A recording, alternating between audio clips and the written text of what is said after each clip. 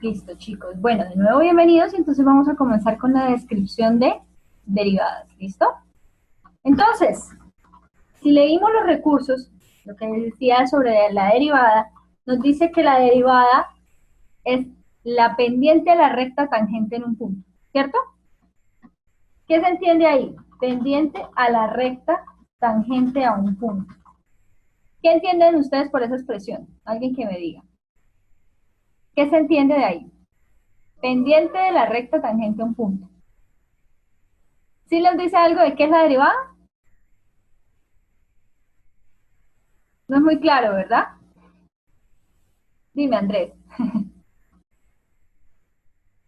¿tienes algún concepto? Bueno, vamos a mirar.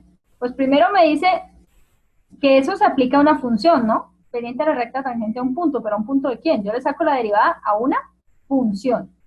¿Listo? Entonces voy a dibujar una función cualquiera, ¿vale? Voy a dibujarla acá, por ejemplo, así.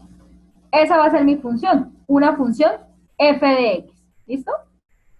Sea esta la función f de x. Entonces, me dice, vamos a determinar la derivada. La derivada se determina en un punto respecto a una variable. ¿Listo?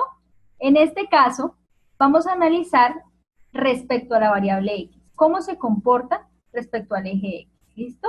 Entonces dice, pendiente de la recta tangente en un punto. ¿Qué es una recta tangente? ¿Alguien sabe qué es una recta tangente? ¿No? No veo caras como que no. Perfecto. Bueno, tangente, no, de pronto no creo claro trigonometría, tangente significa que corta la función en un solo punto. Incluso hace poco estábamos en un chat de física y hablamos de que la velocidad era tangente a la trayectoria. Quiere decir que la toca en un solo punto. Yo voy a escoger, por ejemplo, acá un punto. Este punto. Bueno, ahí hay muchos puntos, pero voy a hacer zoom y voy a decir que ese es un punto. ¿Sí? Y voy a trazar una recta que es aproximadamente tangente, ¿no? Es una recta muy pequeñita que va a tocar ese punto, a esa función en un solo punto, ¿listo? La está tocando en un solo punto, en ese punto, ¿listo? Como es una recta, va a tener ¿qué? Una inclinación, ¿cierto? ¿Cómo son las rectas? ¿Recuerdan la ecuación de la recta? Y es igual a mx más b. ¿Y qué era m? M es la pendiente de esa recta. Y la pendiente se refiere a la inclinación.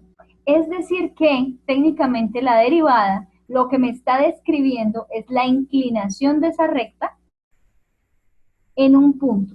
Para cada punto de esa función va a haber una recta diferente y por lo tanto va a tener una pendiente diferente. ¿Listo?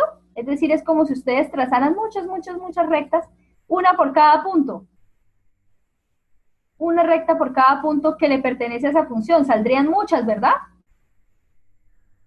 Muchas rectas y la inclinación empieza a cambiar. Por ejemplo, aquí empieza a disminuir la inclinación, empieza a cambiar. ¿Listo? Entonces, prácticamente la derivada me habla de un cambio. Si ven que está cambiando, la inclinación está cambiando, a medida que yo viajo por toda la función, la inclinación está cambiando. Es decir, que la derivada la conocemos también como una razón de cambio o tasa de cambio. Razón de cambio o tasa de cambio.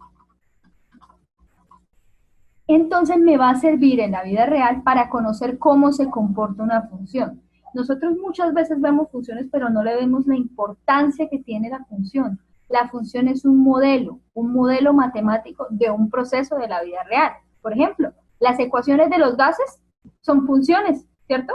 Manejan diferentes variables, presión, temperatura, volumen. Esas son funciones y se pueden derivar. Las ecuaciones que vimos en cinemática cuando estábamos en física de décimo, ¿recuerdan física de décimo? Estábamos viendo cinemática, vamos a ver cómo se relacionan las derivadas para que entiendan de dónde vienen. ¿Sí? Cómo se relacionan las derivadas, por ejemplo, cómo se utilizan en física. Entonces vamos a ver cómo es que la velocidad es una tasa de cambio de la distancia por tiempo, para que me entiendan de dónde viene el concepto.